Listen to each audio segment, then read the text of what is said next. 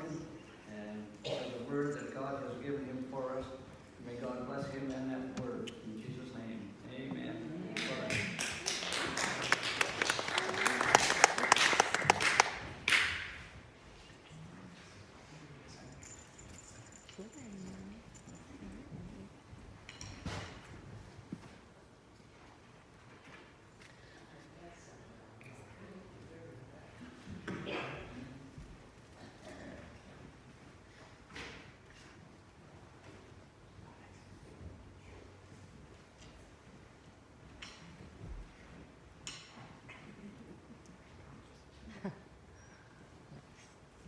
Good morning, church. Good morning. So I am a youth pastor. So preaching is a little bit out of my comfort zone. And based off of what I can see here, I'm assuming no one is in high school. So I might ask you to do some things that are a little bit uncomfortable this morning, so bear with me. I am fresh out of college last week. I have 1 year left when I'm going to be a senior, but for the next couple months, I am all done, which is fantastic. Even so, I am used to a classroom setting where we turn and talk to the person next to us. So at some points during my message, I might ask you to do that. Whoever said church was meant to be comfortable. So, as you can see, there are a couple high school students in the back. And if you ask them, what you'll find out is that when the summer is drawing near, stress is present. Stress is very present this time of year when we have deadlines and papers and tests. And these are not only things that we are doing in order to get a good grade to put on a report card and stay on the fridge.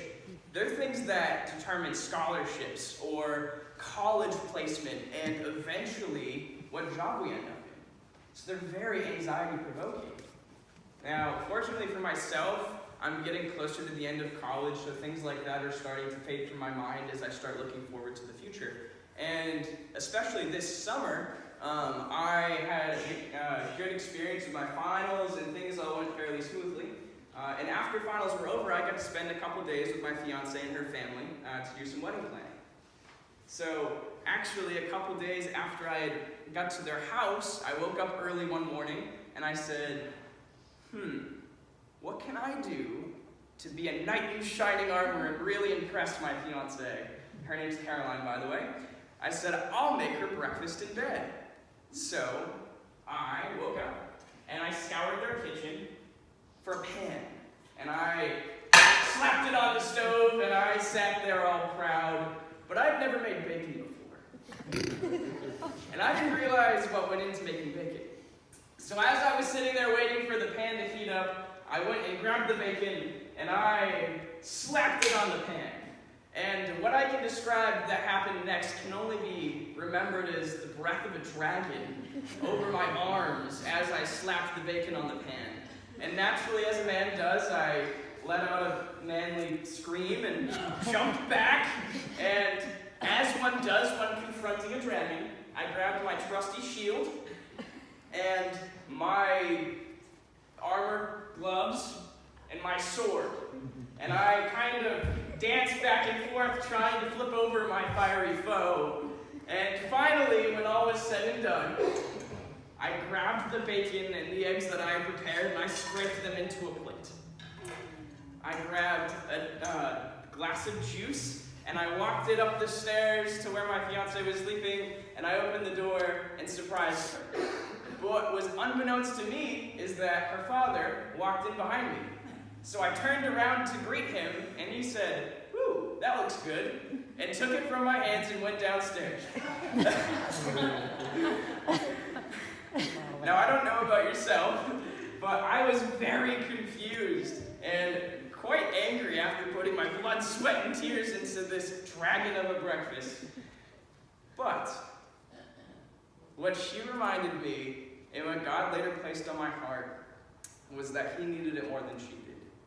Because what we don't know, or what I had forgotten in this time, was that Caroline comes from an immigrant family, where her parents don't have educations to secure them good jobs. So both of her parents worked 2 full-time jobs to provide for their family. And it just so happened that her dad was coming home for a quick lunch so that he could eat quickly and go back out to provide. And what I had forgotten was that Caroline was very well capable of making breakfast for herself, and her dad only had a few minutes to eat. So, what I want to talk about today is having compassion. And I don't know if everyone can read this, because it's pretty small. But it says, having compassion in the haze is simple, but it's not easy. And what I was thinking about after that little excursion was, what is at the heart of being a Christian? What are we meant to do? And Jesus said the greatest commandment is to love the Lord your God with all of your heart, with all of your mind, with all of your soul, and with all of your strength, and to love your neighbor as yourself. And when I think about loving my neighbor as myself, my intention was to wake up and to be this knight in shining armor, and I ended up giving the breakfast to somebody else, so that didn't make me look very good.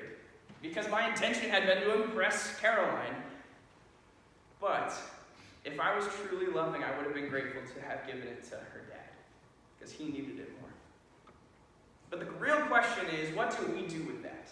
Because I'm assuming most people here are not trying to wake up early in the morning to make breakfast. So you're not too concerned about what your fiance's father is going to be doing with it. So what does it actually look like to love in this way that Jesus said others would know you're a follower because of it? That's the question. And the answer I want to give is having compassion in the midst of haze is one small step that we can make to show others who we follow. So, the first things first, what is haze? Haze is something that's known as a state of mental obscurity or confusion. Now, I'm sure a lot of you have seen teenagers early in the morning, and you've seen what is usually called zombies walking around the house. Now, if you were to walk around a college campus just a few weeks ago, you would see thousands of young people doing just that 24 hours of the day. They're all walking around the campus like zombies because they're staying up all night writing papers or they're doing other things just like that. That is a state of mental obscurity or confusion. And then what is simple? Simple is something that's plain or basic, so it's easy to understand. And easy is something that's achieved without great effort. So, when I say that compassion in the midst of this haze, which is a state of mental obscurity, is simple, we know what we're meant to do, we know we're meant to love, but it's not easy, it's not achieved unless we give great effort. So that's what we're trying to get at today. So, what I'm going to ask everyone to do is to pretend that you're a resident assistant. And when I'm asking you to do this, I'm going to put on a baseball cap, so you know what I'm talking about. So this last school year, I was living at a job that's known as resident assistant. And what that means is I am in charge of overseeing residents. Now, residents are college students that are living on a campus, and they're living in dormitories. And my main goal was to forge and maintain meaningful relationships. That's simple, right?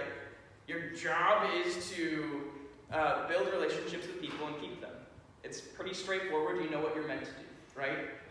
But is it easy? That's the question. So, what I'm going to ask is, I'm going to ask you to put yourself in the shoes of my job. And as I walk you through this scenario, I would like you to remember this goal, that you are meant to forge and maintain meaningful relationships.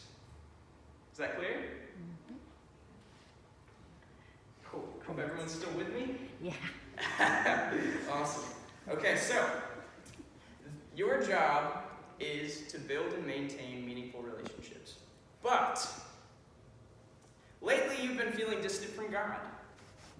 And as one does when you're feeling distant from God, you've decided to fast. But what you had forgotten was when you fast, you get hungry. And when you get hungry, you get hangry. So you are quite grumpy in this present moment. Not only this, but you have just failed a major exam. And on this exam, you needed an A to keep your scholarship. And without your scholarship, you were not able to afford college. And not only this, but you've been studying hard in order to keep your grades up. And because you've been studying so hard, you've actually been unable to spend time with your significant other, so they've recently broke up with you. So you have all of this stress in your life, and as you're walking back from your last exam that you just failed, and you sit down on your bed, you hear, "Now remember, what's your job? To forge and maintain meaningful relationships." And you hear this resident come in your room and say, "I'd like to talk. I'd like you to turn with the person next to you and talk about how you're feeling in this moment."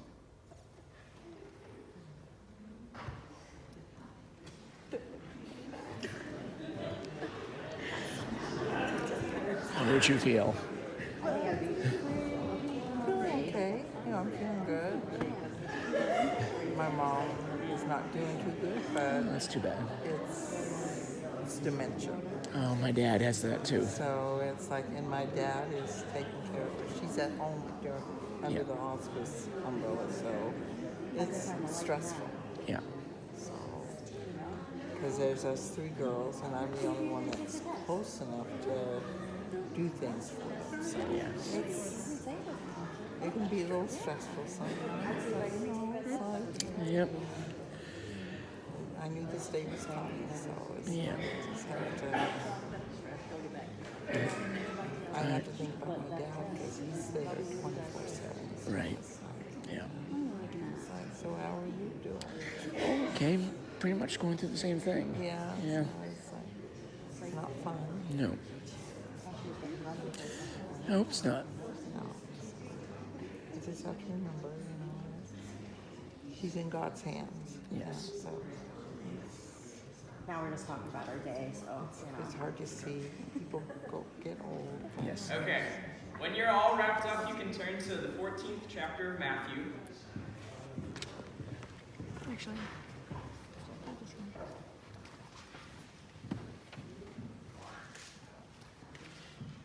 And we're going to be starting in verse 13.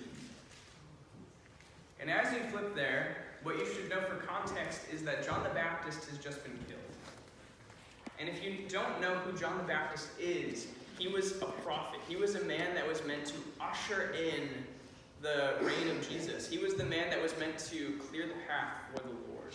And not only this, but he was closely related with Jesus. So these two had a special connection. John was the one that had even baptized Jesus. And when you think about that, and you think about the fact that John had just been killed, he had just been beheaded, there's a lot of stress going on. So what happens is after John is killed, his disciples go and bury his body, and they go to Jesus immediately and tell him what's happened. So that's what we see has happened up to this point. And then we read in chapter 14, verse 13, this. When Jesus heard what had happened, he withdrew by boat privately to a solitary place. Hearing of this, the crowds followed him on foot from the towns. So we see here, Jesus has just been told that a man that he loves dearly has just been killed. So he does, naturally, what any of us would do. He mourns. And he goes to a solitary place, seeking the opportunity just to mourn, to pray, and to take some time to remember his loved one. But what do we see happens? People hear that this man, who's a miraculous healer, is leaving, but they know where he's gone, so they go to find him. Just as the RA was going back to their room, but was confronted with somebody who needed help. And we know, and you've just discussed how you felt and how you would have reacted to the situation, but let's read on and see how Jesus responds. Now when Jesus landed and saw a large crowd, he had compassion on them and healed their sick. But what does this word compassion mean? Compassion literally means to suffer with, to suffer alongside. And it's actually the same word that's used of what the Samaritan is feeling when he sees the man lying in a ditch. It's the same exact word that's used to describe the prodigal father's emotions when running to his son. And it's the exact same emotion that's used to explain how Jesus felt often when he was confronted with the sick and hurting. It's this experience of suffering with those who are suffering. And what I want to tell you, because you haven't had the same opportunity to be trained as an RA, and since you're living out the job, I figured you could use some training, is this, not that. That's what I'm going to tell you. It's this. Compassion is similar to what Job's friends did when they sat in ashes with their friend in silence. They sat with him and they suffered literally alongside him. Whereas pity is something that we might feel if we drive past a homeless individual and feel sorry for them.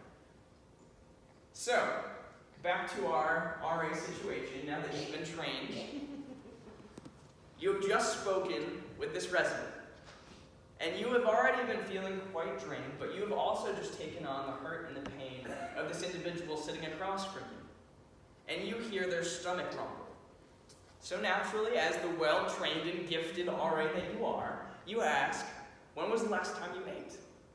And they tell you, well, you know, sometime last week probably. I've just been so busy and stressed. So, I would like you to turn to the person next to you and say, what is a reaction that you might have with compassion? And what is a reaction you may have with pity? And what are the differences? So go ahead and discuss.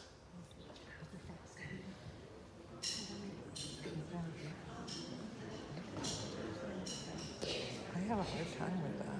Yeah. Pity, I see pity, you know, like when I drive around Augusta and you see the people that are homeless and asking for money. Compassion, I don't know. I do feel compassion for people, but I don't know how to describe it. It's something I struggle with sometimes, but Yeah. I do feel compassion for my parents because of what they're going through. You know, because I know that it's something that is a compassion. I know the meaning of it, but it's like I can't describe it. And you? I don't know. It's, I thought compassion and pity were the same thing. compassion's like this when you commiserate alongside. Right. Uh-huh. Yeah. Yeah. So it'd be more like with people you know, Right. as opposed to people you don't.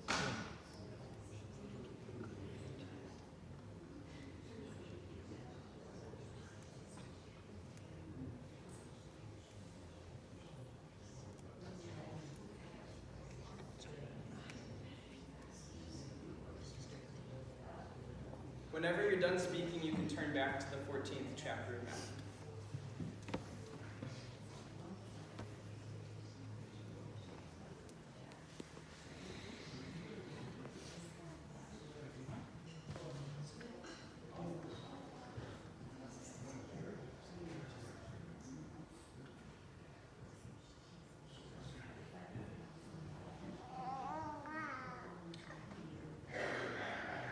Okay, so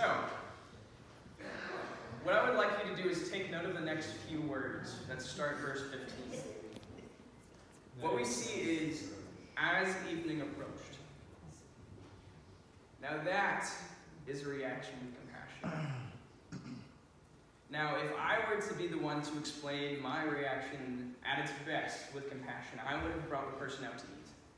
And it seems that Jesus is doing something similar here when he is trying to get away, he is trying to go and mourn. But when he sees that crowd that is sick, and he feels the pain that they have taken on in their life, he stays with them until evening, healing every last one. Taking on their pain and putting his aside, that is how we should act with compassion. And as we read on in verse 15, as evening approached, the disciples came to him and said, "This is a remote place, and it's already getting late. Send the crowds away so they can go to the villages and buy themselves some food." But Jesus replied, "They do not need to go out. You give them something to eat." So, I don't know if anyone here has ever heard this saying, but it's something that I was taught when I was in school. Tell me, and I forget. Show me, and I remember. Involve me, and I understand. So what we've seen is at this point in Jesus' ministry, he's already shown them what it looks like to show compassion, to love those that are hurting, and to give to those that are in need. And we've already seen that he's taught and he's preached to them. And now what does he do? His disciples come to him and say, "Look, we feel bad for them. They're probably hungry. Let's tell them to go get something to eat." They're showing pity. They feel sorry, but they don't want to do anything about it. And what does Jesus do? He says, "No.